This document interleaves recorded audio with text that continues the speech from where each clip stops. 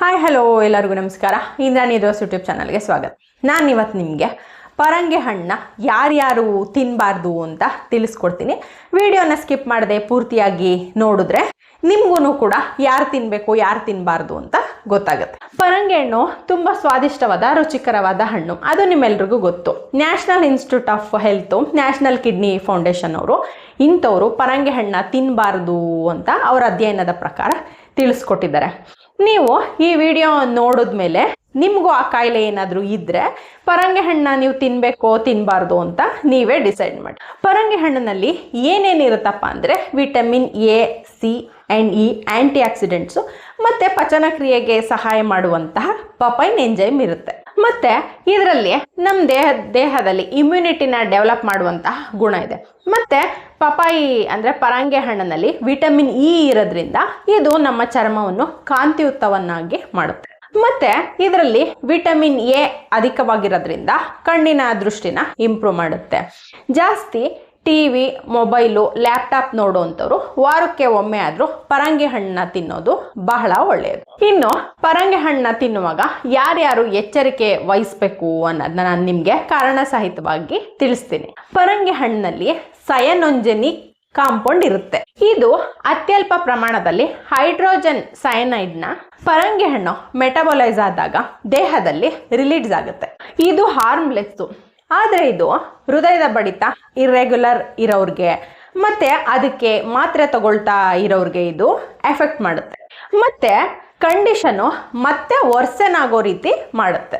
ಆದ್ರಿಂದ ಹೃದಯದ ಬಡಿತದ ತೊಂದರೆ ಇರೋವಂಥವ್ರು ಪರಂಗಿ ಹಣ್ಣ ತಿಂದೇ ಇರೋದು ಒಳ್ಳೇದು. ಇಲ್ಲಾಂದ್ರೆ ಡಾಕ್ಟರ್ ಅಡ್ವೈಸ್ನ ತಗೊಳ್ಳೋದು ಒಳ್ಳೇದು. ನೆಕ್ಸ್ಟು ಸಸ್ಯ ಕ್ಷೀರ. ಈ ಸೌತೆಕಾಯಿ ಮತ್ತು ಕಳ್ಳಿ ಗಿಡದಿಂದ ಸಸ್ಯ ಕ್ಷೀರ ಅನ್ನೋ ಒಂದು ಬಿಳಿ ದ್ರವ ಬರುತ್ತೆ. ಪರಂಗಿ ಹಣ್ಣಿನಲ್ಲೂ ಕೂಡ ಸಸ್ಯ ಕ್ಷೀರ ಅನ್ನೋ ಒಂದು ಬಿಳಿ ದ್ರವ ಬರುತ್ತೆ.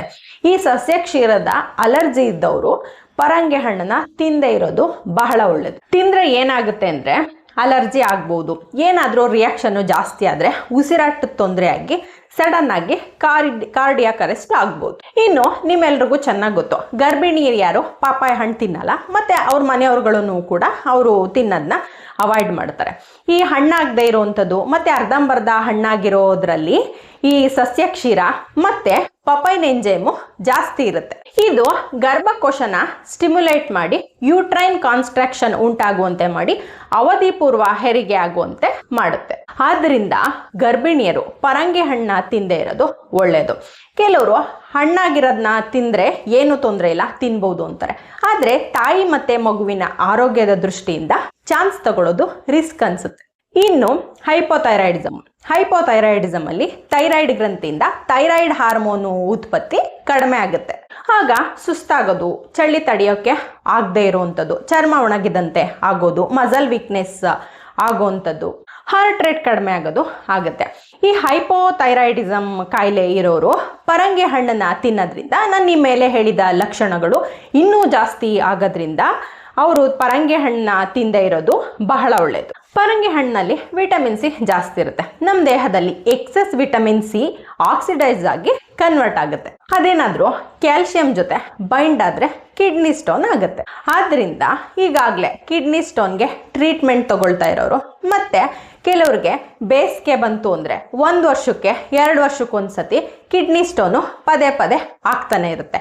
ಇಂಥವರು ಪರಂಗಿ ಹಣ್ಣು ತಿನ್ನೋದನ್ನ ಅವಾಯ್ಡ್ ಮಾಡೋದು ಬಹಳ ಒಳ್ಳೆಯದು.